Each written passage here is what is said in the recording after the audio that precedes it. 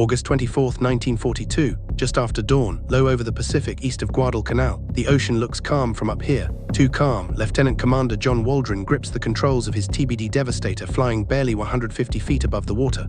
The air is thick with salt spray. The engine rattles like it knows what's coming. Ahead, the horizon is empty, but every man in this squadron knows that won't last. You can almost feel the tension pressing down inside the cockpit. These pilots have been here before, and last time their weapons betrayed them. Below the wings hangs the Mark 13 torpedo. Long, heavy, temperamental, a weapon already infamous among American aircrews. Too often it dives too deep, too often it detonates late or not at all. Sometimes it simply runs under the target, unseen and harmless. Japanese pilots have noticed.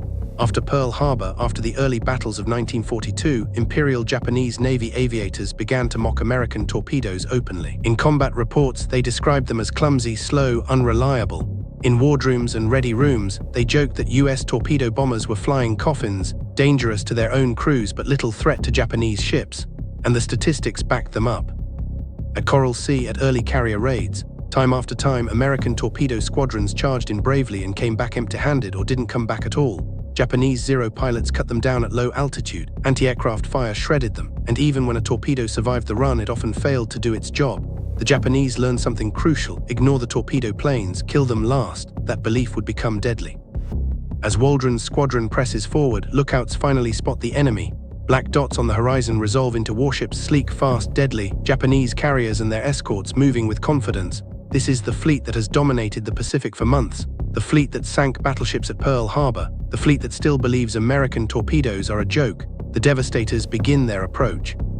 They descend even lower, so low that spray flicks against the fuselage. They must fly straight, they must fly slow. To drop the Mark 13 properly, there can be no evasive maneuvers, no sudden turns, no escape. It is a perfect shooting gallery. Japanese fighters dive. Zeros slash through the formation, cannon and machine guns flashing. Devastators explode midair. Others stagger on, riddled with holes. Some pilots never even make it to drop range. The radio fills with broken calls, clipped shouts, then silence. And yet they keep coming. One by one, torpedoes splash into the sea. From the Japanese perspective, it looks familiar. American torpedo bombers flying straight, dying fast, weapons entering the water far too early. Officers on the carriers watch calmly. They have seen this before. The torpedoes begin their run and miss. Some dive too deep, some veer off course, some pass harmlessly beneath hulls. Destroyers dodge easily, turning away at full speed. No explosions, no damage. The belief hardens. American torpedoes don't work. Japanese pilots peel away from the slaughter, already convinced the threat has passed. They climb back toward altitude, scanning the skies for dive bombers instead. The torpedo planes are finished. Again, but something has changed, and no one on the Japanese side realizes it yet. Far from the battlefield, engineers and ordnance officers are already working desperately on the Mark 13's failures.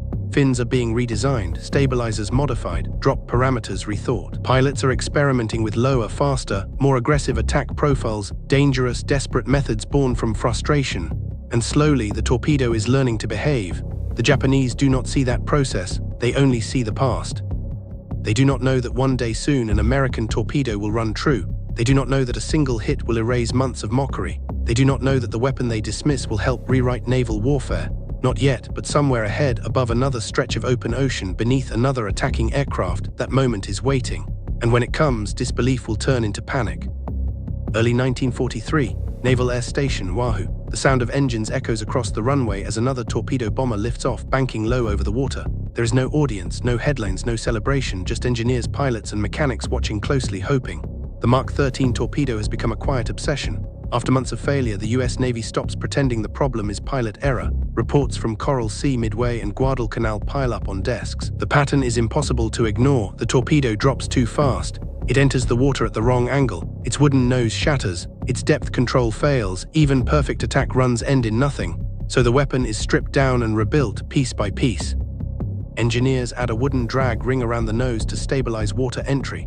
Tail shrouds are redesigned to keep the torpedo running straight. Drop parameters are rewritten. Pilots are told they can release at higher speeds and slightly greater altitudes, still deadly low but no longer suicidal. Most importantly, the torpedo finally begins to behave. You can feel the shift in confidence almost immediately. Crews still know the risks. Torpedo bombing will never be safe. But now there is something new in the cockpit. Belief. Belief that if they survive the run, the weapon will do its job.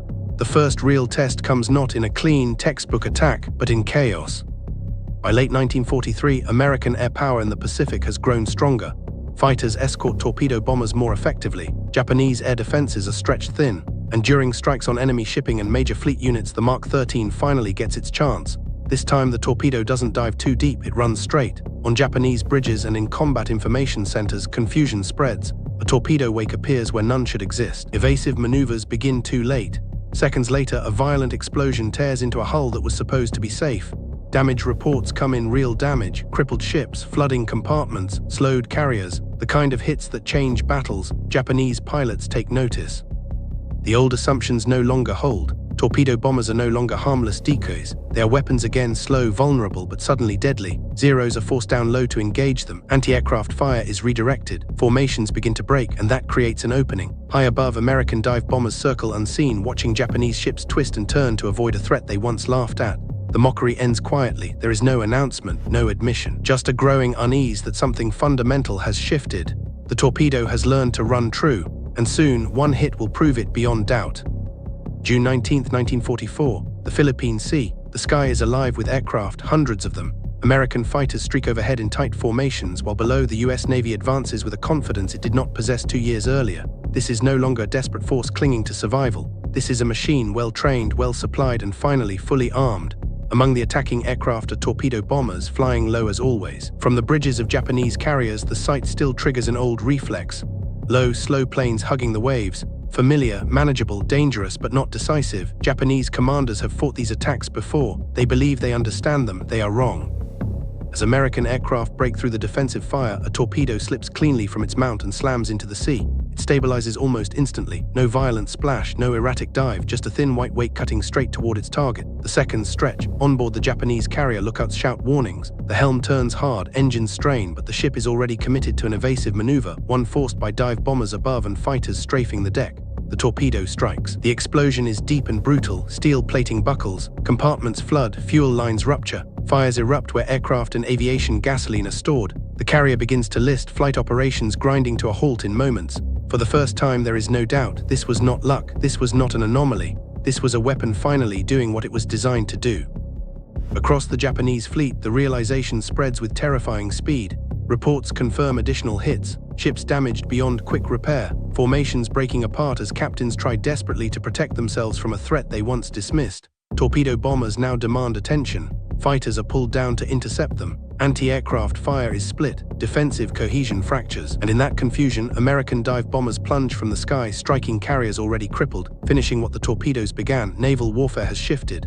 No longer is victory decided by one type of aircraft or one perfect attack. It is the coordination, the pressure from every direction that overwhelms the enemy. Torpedoes force turns, bombs punish hesitation, fighters seal escape. For the Japanese Navy, the cost is irreversible. Elite pilots are lost, carriers are sunk or rendered useless, and perhaps most damaging of all, a belief collapses, the belief that American weapons are inferior, that American attacks can be predicted, that experience alone guarantees victory. From this point forward, every torpedo wake matters. Every low-flying aircraft is treated as a mortal threat. The weapon once mocked has become a cornerstone of American naval power. And it all traces back to a simple truth learned the hard way. A flawed weapon is not useless until it is fixed. When that happened, the balance of the Pacific War tilted permanently.